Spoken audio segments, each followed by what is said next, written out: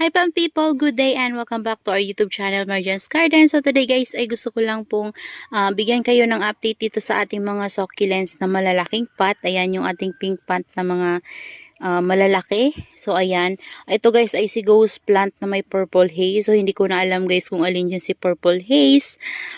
Magkamukha kasi si Ghost Plant tsaka si purple haze and pareho na din yung color nila. Ayan, so kinuhanan ko na rin yan guys ng mga cuttings kaya marami dyang mga kinatan. Ayan siya, pero kumapal na siya guys kasi nagkaroon na ng mga babies.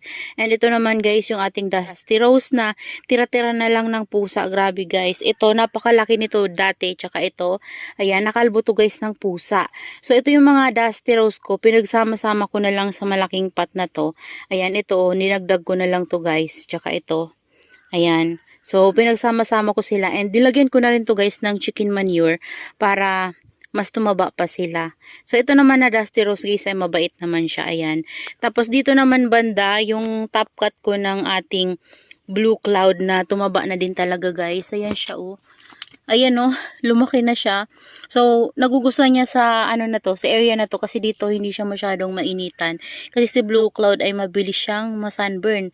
So, ayan oh, ang taba niya kasi na ano na din niya, na-absorb na din niya yung chicken manure na nilagay natin. Tapos ito oh, lumaki na din siya. So, ito yung ano, pinakamatanda ko na pink curls. Ayan oh, nagkaroon na din siya ng fungus. So, ayan guys, dito ko din pala guys nilagay yung ating Harry Watson. Ayan, yung ating Harry Watson na nabili kay Ma'am Herlets ay ano na talaga, naka-recover na. Ayan, medyo matigas na yung mga leaves niya ngayon. Tapos yung sobrang lubot na mga leaves ay nagsi-dry na guys. So, ayan oh, nagsisi-dry na siya. So, tanggalin na natin yung kayang matanggal para malinis naman siya tingnan.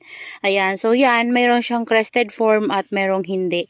So, cluster talaga itong nabili natin kay Ma'am Herlets na, ano, Harry Watson. Ayan.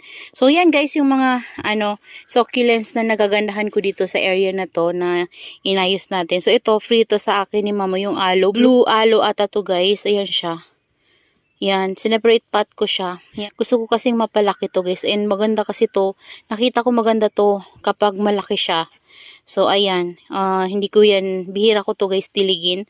Itong ating blue aloe. So, ayan guys, yung mga succulents na i-share ko lang sa inyo ngayon. Ayan. Ang ganda ni ni Harry Watson. Sobrang sobrang laki. Tapos yung ating dusty rose and yung ating blue cloud. So, that's all for today. See you on my next vlog, guys. Happy gardening po. Bye-bye!